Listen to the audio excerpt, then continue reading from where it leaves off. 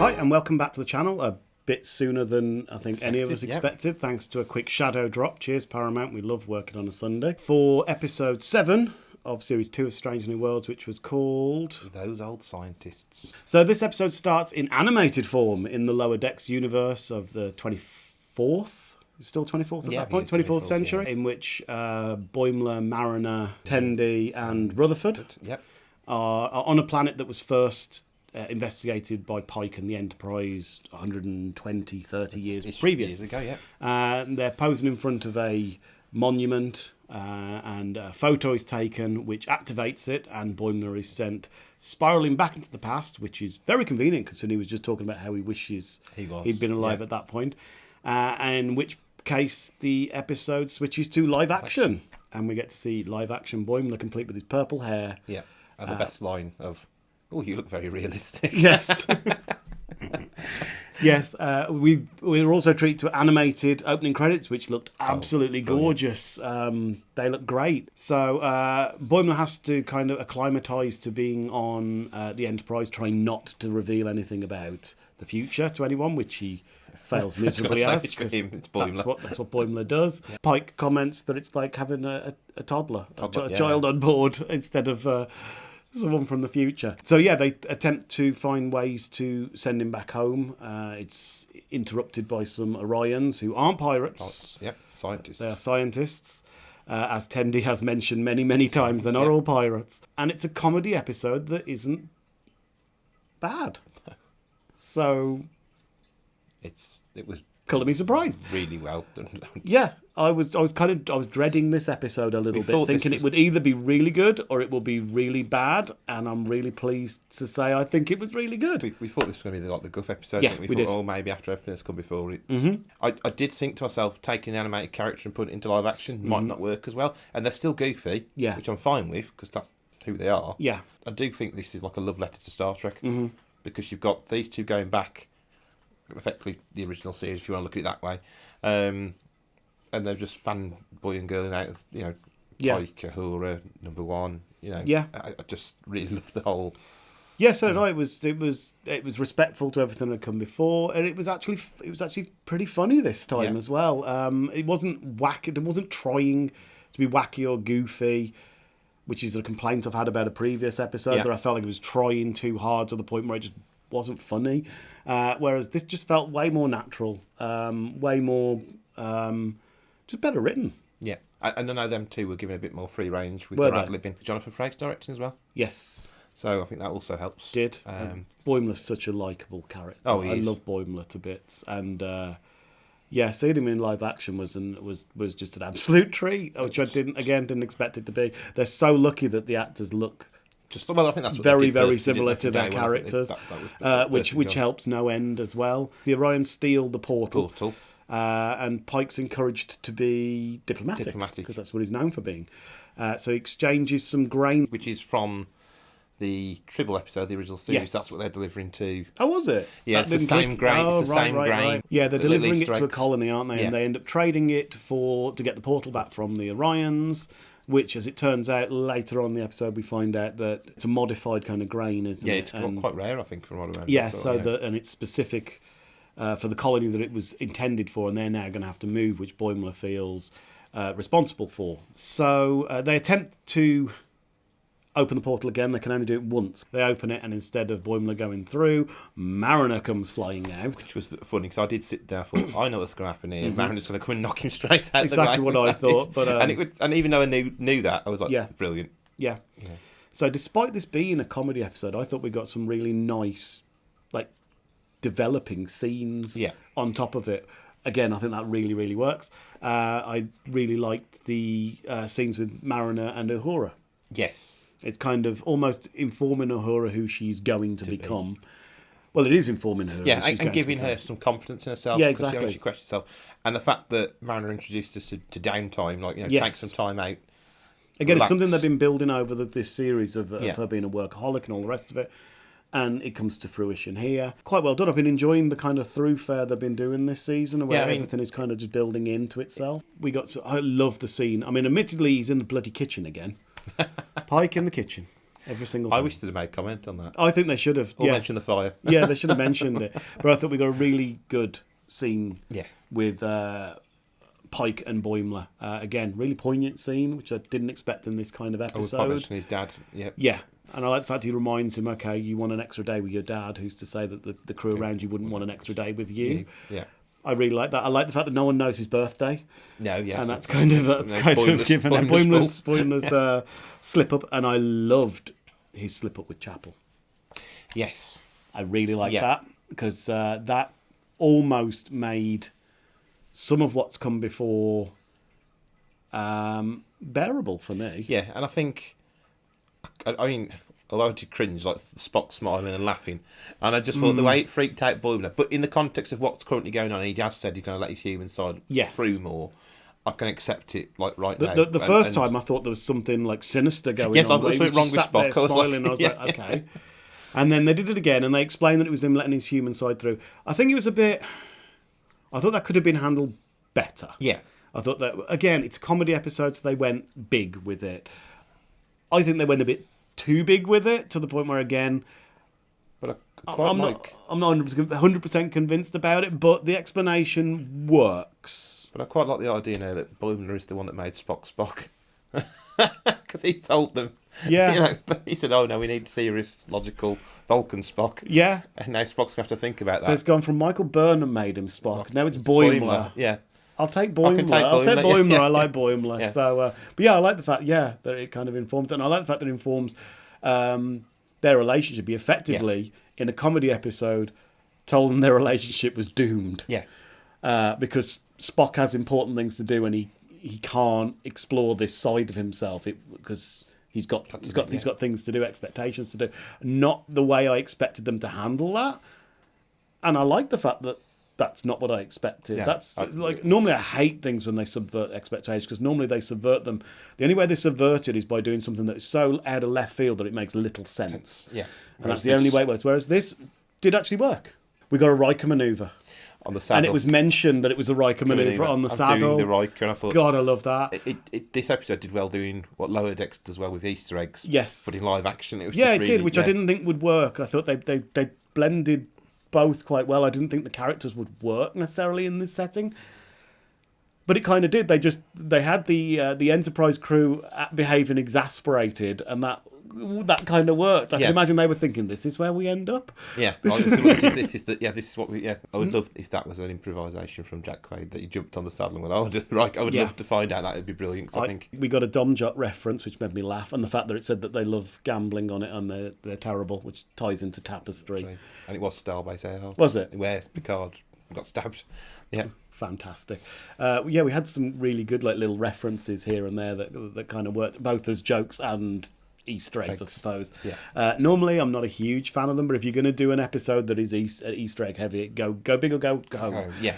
I like the line about flipping over the communicators. Not much fun. Oh, if you don't flip open the communicator, what's the point in that? At the beginning when she's like going, you just press it to communicate. And they look disappointed. It's why did you do that? That's no fun. Yeah, I like the way they're disappointed with the future tech. And then when Boimler sees Mbenga's tricorder, and he's like, is that a... And I love the way he puts that quip in about, they get smaller and less likely to explode. And Mbenga's like, what was that? What? We've got a comment about Pike's hair. Yes. His fantastic hair, which again, I love. So Boimler offers to modify the ship, only no one can know about it. So they have the suggestion that they just don't look. Which is low tech. And I should have hated it, but there's the scene of them all with their backs to him. It's so dumb. And I feel like a complete hypocrite because I'd have blasted a couple of episodes ago them doing something like that. I like the scene with La'an talking about trying not to make connections. Yes. That was a nice pull back to that. And again, another pretty good serious moment in a comedy episode that felt right for the characters, didn't feel stupid. Like I said, I think the only thing that felt out of place was the extreme smiling from Spock. Yeah. If it had just been smiling, but again, it's a comedy episode, so it wouldn't have worked. It wouldn't have made you... It wouldn't have been... It was subtle. Like Boimler's freaked out reaction. Like I think it just worked to freak out Boimler. I think if anything, I think maybe they just did it too many times. Yeah. I think if they'd have just done it twice, I think it was that third time when I was like, okay, stop now. This is. But I think the third time was because Mariner was there, wasn't it? Yes. Freak her out as Yeah. well. I just loved their reactions and why she's smiling. I'm glad they've given an explanation as to why this whole thing with Chapel is going on that he is. Yeah. Because they keep dropping like that little scene from series 1 where he loses control a bit. Yeah. And they keep replaying that. And for a while I've been thinking, why do they keep replaying that? And it's gone right over my head. That is exactly what they are, that he's exploring that human side. But it's nice to see them actually just say it. I am exploring my human side. This is what is going on. I think my problem is, again, it's another thing where I feel like they're writing Data again, though, because they did something similar with Data when he does exaggerated laughing and all those kinds of things. And it's another one where I'm like, I don't think you quite get it as much as I would like, and I feel like they're channeling way more of Data into Spock than they should. But it was minimal this week, and there were moments when he did feel like Spock, which is a shame. I don't think like they've given enough moments to Ethan Peck to behave like Spock, because I forget how good he is at it. Actually, I was sitting here a few days ago thinking he's not really that good as Spock, is he? And then watching his exchange in the previous episode when they're playing chess with Chapel, and a couple of the parts in this one, and I was like, at the part where he's having the conversation with Boimler before they're about to do the experiment. Yeah. When he's Spock, Spock, he felt like Spock, and he was really good at it. And I'm like, I'm really doing this guy a disservice here. Well, actually, no. I don't know if I'm doing him a disservice, or the writing occasionally this year has done him a bit of a disservice. They really need to lean into Spock a bit more and give him more Spock things to do. I'm hoping this might be the end of the human experiment. We'll start to see it fade out. We can't just drop it after this episode. I think if you have a couple more episodes. And if this is where they end the whole thing with him and Chapel, and that's what the glances are about in TOS and all the rest of it. Okay, it's not that bad. It's not as bad as I thought it was going to be. I'm not thrilled about it, but I don't hate it as much. Again, going back to that lab scene, though, it did make me laugh when it's like it's starting to explode and Spock's like, take cover. Stand there. I love it when they both peek out from either side of it as well. God, I sound like such a hypocrite because I'd love all the comedy bits in this one. I hated them in the previous but it's comedy done well. episode. That's all I can feel. I feel like the tone was better on this one. It was just handled way better. I think for starters, you've got two people in it that do comedy. Yeah, and maybe direction. You got Frakes. Yeah, you got Frakes. Who's a veteran. Yeah, I loved the references because I've been saying it for ages. To Enterprise. Yes. Yeah, they mentioned the NX-01 and all that sort of stuff. That's right, because the resolution is that the portal is made of similar material that the NX-01s were. So they find out... There's a piece, yeah. Each ship designation, the next interpretation has a piece of. Right. So because this is a new Enterprise, it has some of the old Enterprise. I was a bit hopeful for a second that they were going to get the NX-01, fly to the Fleet Museum and grab a piece off. I just thought that would have been great, but it's budget, I suppose. You can't just do, but. And the fact that the crew had reverence, they were like, I can't believe we've been walking over a section of this ship, this legendary ship this whole time. Yeah. Which obviously they do use it, and that's how they managed to get home in the end. Yeah. For a second, I thought we might see live action Tendi and Rutherford. Oh, I'd love that if they looked back through the portal. Slightly, yeah. Well, would they have looked through the portal and seen them as animated? I just thought if they stepped through and they're like, oh, for God's sake, it's four of you now. And they just push them through and get back out. I like the interactions as well where he keeps running away from Una and you think oh, something terrible is going to happen to her or she's going to do something awful. And they do it twofold joke, don't they? They go through, he's got a poster of her on his wall which makes you think it's a pin-up. So she thinks he's been smutty. And then it turns out that it's the recruitment poster. And I love the fact they put her quote, the Ad Astra, the Ad Astra on there. I thought that was great. And then we see it later on. Yes. And we get... And now I'm thinking back to Lower Decks. And I'm thinking, was it there all along? Like, I'm wondering that. I feel like I need to go back and have a look now. I feel like we need to go back. And then we get the smutty comment from the first officer about how she's hot. Yeah. So... which is quite funny because that's her husband. Is she married to him? Jerry O'Connell. Yeah. That's No, I didn't know that. Oh, God, I bet he had a right smile on his face doing that line. I wouldn't be surprised if that was his own line. Yeah. No, I didn't know that. Oh, no way. That's Bears. Well, I think they're definitely together. Keeping it in the family. Yeah. We got a section of the Strange New Worlds crew animated as well, didn't we? With the explanation, it's from that's how they're seeing things from drinking the Orion, which is a good explanation as well. And I love seeing the designs of them in animated form. I thought they looked great. The comments about why are my eyes so huge and all these things. Is my arm supposed to be doing this? Yeah. I did worry it was going to be. I thought, it's a gimmick. Yeah, which is I think why we're leading up to this episode. We're like, Because I these do have all been worry good about and them. strong. I worry about the musical episode being a gimmick. We'll see. I hate musicals. I'm going to say that right now. So that episode is up against it for me. Yeah. So the title of the episode also has an extra context. Yes. Doesn't it? So those old scientists, you can whittle it down to TOS, the original series. So now they can say TOS. Yes. Well, because they've said TOS a few times in Yeah. Lower Decks, haven't they? So now it has a in-universe meaning as well as our meaning, which I thought that was really good. I can't believe I didn't pick up on that when I first saw the titles months ago. Oh, did you not know? I think you may have mentioned I it knew, at the time. as soon as I saw it, I knew it was the Lower Decks That it was going to be that one. Yeah. I didn't pick up on it immediately, but yeah. You know, do you know quite a lot like though? Go on. If Boone had recognised Belia, like he'd known her from, like she's still knocking around and known. I would have loved that. If Yes. like, oh, I know you. Oh, that never occurred to me. That would have been so Yeah. good if she's still rocking around. Yeah. So we've got ratings. Am I going first this time? I think you can go first. Okay, I'm going to go with 4 out of 5. Which probably surprised you. I know what you're probably going to go for. You're going the full hog. I'm going the full hog. It was 5 out of 5. A love letter to Trek. It did what it said on the tin. It was perfect. I couldn't name a single thing wrong with the episode. Like I said, apart from the little Spock, maybe the smile and laugh. But That's why I loved in a point. I loved that episode, I really liked it. and I think my only thing why I'm giving it a slightly lower one is it as good as Ad Astra? And I'm like, no, and I gave that a 5. So I've got to adjust accordingly for me. But no, if in your heart you enjoyed it for different reasons just as much, then go with a 5. No, I did enjoy Stick it, with and it. I went into it thinking it was going to be terrible. Yeah, which is no reflection on the Lower Decks team or the just the melding of it it would be a challenge. I wouldn't know how to start. This would have been an episode for the 60th anniversary. Mm. You know, it could have worked. Yeah, it would have been perfect. I'm really happy with it and really pleased with it, and another pretty decent episode for series 2. So keep up the good work. A 9-episode series.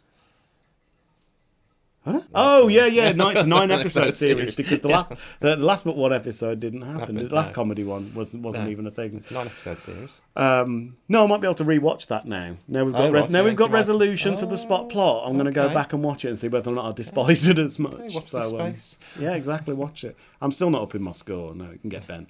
So we will see you again next week. Hopefully, just for one episode, unless Paramount want to work me to death.